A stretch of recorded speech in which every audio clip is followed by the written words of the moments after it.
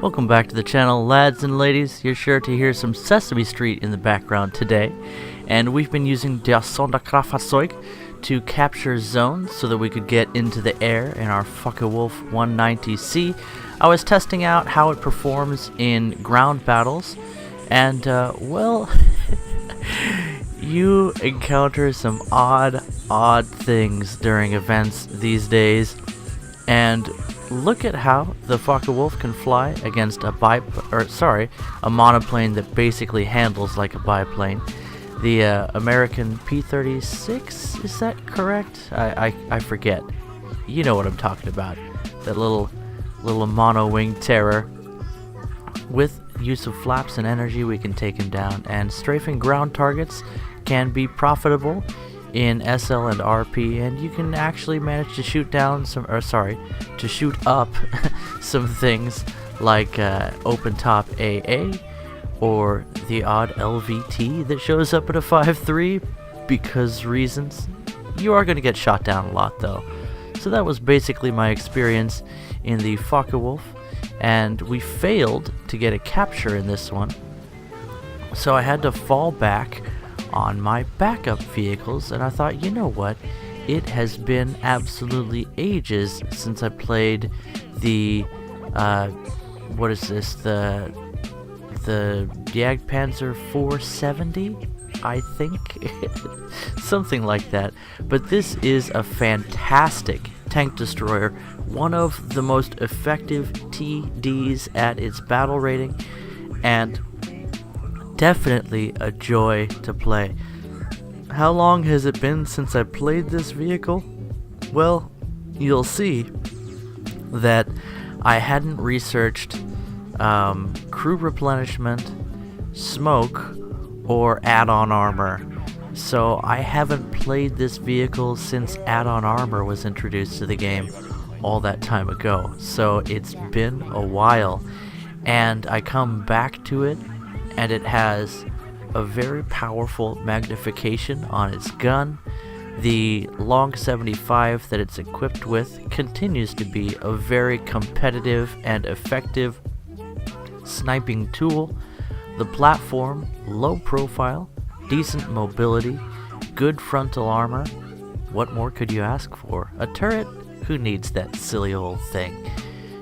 Anyway, we ended up having a lot of fun in this match, and it's not an absolute kill fest, but we do well enough. And, well, I guess I'll let the gameplay speak for itself here. I was happy to be able to record some audio for you, although I think it was in this match that I ended up getting into a conversation with Donnie from the Don YouTube channel, or you might know him better from his Twitch streaming shenanigans. He is one of the most skilled aircraft pilots in the game, so watching him is definitely useful. And he's also someone who is kind of socially awkward, and he has dealt his whole life with a speaking impediment, and it's inspiring for me to watch him run a large and busy channel, and to live stream constantly, and to build his own confidence in showing off who he is and what he can do in War Thunder. And I think it's just really cool that a game like this can give a place for someone like Donnie to interact with the world in general, and to find a place where he can call home. Does that make sense? Maybe I'm a little bit too sentimental, but it warms my heart. Anyway, I consider Donnie to be a good friend and a neat guy. Everybody that's younger than me, I think of him as a kid. So sorry if if I call you a kid. Oh, by the way, I should mention that this is a match in the European servers, so I'm sitting at around 200 ping. I was up to 5% packet loss earlier in the match, and so things get a little bit weird sometimes, but we ended up doing okay nonetheless. And look at that cheeky shot we got on the Sherman. Couldn't really see him very well there, but we saw some bits of what was likely tank, and we took our shot over the pile of rubble, taking him down. And you see just how effective this platform can be against the Shermans that you'll face at your battle rating. And another cheeky shot on the M6. That is just, well, we ended up being at the right place at the right time, and there's really nothing more to be said about that. Another prospective shot, and yes, that M6 is still very, very dead. And look at the clarity and the view range on that optic. That is just incredible. And oh, Donnie's calling me.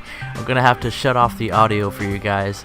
But, well, let's just continue talking between the two of us, shall we?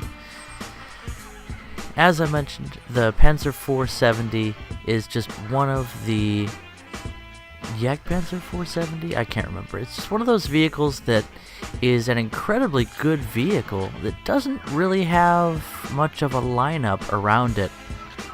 I'm building a golden 5.3 German lineup, and well, there's just not a whole lot to put into it.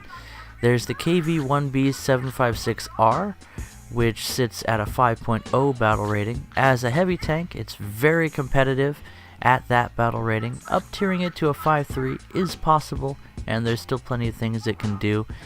It is tough to face things like Sherman Jumbos, but again, I've mentioned that I'm not too terrified of that tank.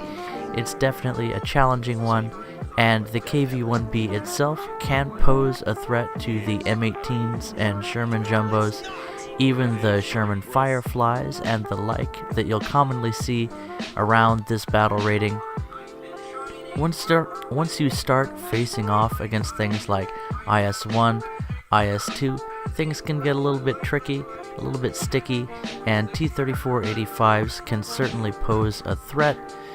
But with the Panzer IV 70 as a nice backup to have a more defensive playstyle, and the Focke-Wulf 190C to rule the skies to the best of its ability, well, that's it's something that gives you a little bit more options. This is definitely one of those lineups that doesn't get a lot of attention, and you're not seeing much of a lineup here. We started in the Sonderkraftfahrzeug, the premium version that is an event vehicle, or it was. A great vehicle to pick up if you get the chance. Not sure if any coupons for that are on the market, but it's definitely one of those that's worth investing. I'd say around 20 Gaijin coins would be a reasonable price for something so exceptional of a rank 2 premium that the Sonderkraftfahrzeug 234/4 is.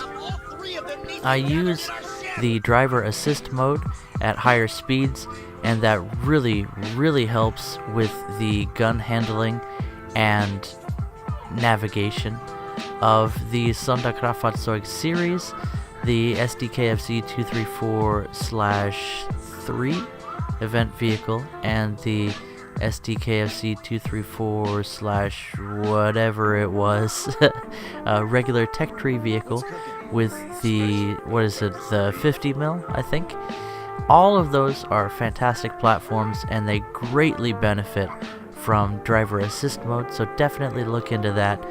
We got an easy kill on, what was that, a BT5? And just a second, I'm getting a call. Alrighty, so where were we? We were pushing the enemy spawn. There's really not any other place to find enemy tanks right now. Trying a cheeky binocular shot, and honestly, I'm not sure why that missed. Were we too high? Were we too low? Is there a third option? Fluffy too schmitzig. Moving on.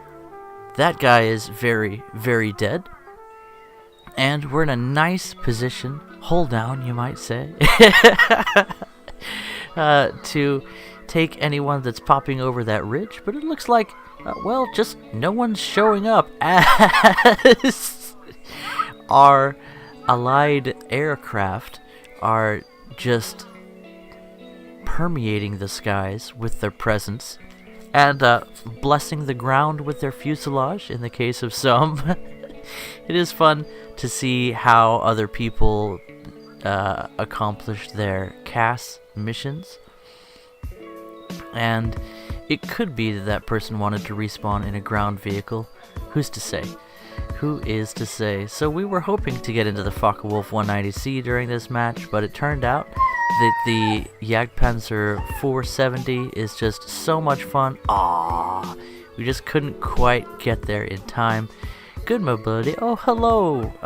What is that? A Comet? Or an Iron Duke? Could it be? And a nice shot into the body takes down half the crew, and another one in the same location finishes him off. The turret on that enemy tank is potentially very trolly, especially when you're sitting at a 200 ping, but no problems. We got a good shot into his hull, and then we followed that up with more of the same. So there's really not much more to say about this vehicle other than what you can clearly see. It has a low profile, it has a great gun, the optic on it is just beautiful. I was just in love with the optic. One of the things that I've picked up as sort of a fetish lately is just appreciating good optics. It really helps me to play more defensively and tactically when I know that I can get a good look and nice clear resolution on my targets. One of the issues that I face regularly when it comes to my hardware, and I know it's kind of awkward for guys to talk about hardware amongst each other, but let's just get rid of the stigma. Not everyone is equipped with the same hardware, and I happen to be using a television set that sits across the room from me as my monitor, and I probably will continue to use this for some time, because monitors are just way too expensive. And, well, that means that I don't have the highest resolution, so every pixel counts, and a good optic like you have on the Jagdpanzer 470 is definitely a huge advantage when it comes to my situation. Speaking of, we're checking the other enemy spawn area for vehicles, and we get a shot into that British fella. Looks like another medium tank. Could it be? Either that or it's an Avenger. Can't really tell. And we get a piece of his track, and then pick up the kill assist before we can close. So, sort of denied the kill there, just on account of how... There you go, baby.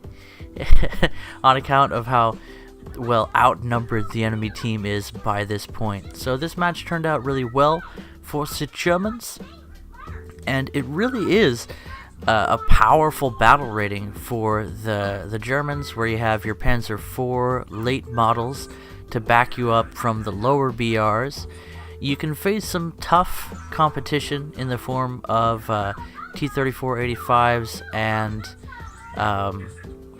some of the more powerful Sherman models, but definitely something that you can deal with. Not much of a lineup to flesh out your experience, but if you up-tier some of your stronger vehicles like the Panzer IV F2, or many of the aircraft that you can have. The premium Ju-288C is one of my darlings. Again, I favor premium vehicles. I tend to play them more and get my money's worth, as it were. But I understand that a lot of you are free-to-players. The Jagdpanzer 470 is definitely one of those very, very strong free-to-play vehicles in the German tree, and it's certainly worthy of looking into. At the end of this battle, we got some good rewards. RP gain has been fantastic lately for ground forces, especially when running a premium account, which I highly recommend. Again, if you're going to pay for something, the best place to start is premium time. And we get just a nice little friendly shot into our wrpl to end the match. I love the fact that there's no team damage for ground vehicles. It makes things a lot more fun. Anyway, guys, that just about does it for this one. The long and short of it is, I had a lot of fun with the Jagdpanzer 470, and it's definitely worth looking into, even if there's not really a lot of a lineup to back it up. It's definitely one of those vehicles that can stand on its own, and if you want to play the Focke-Wulf 190C in ground battles, it's a great ground support for that platform. Catch you guys in the next video. Bye-bye.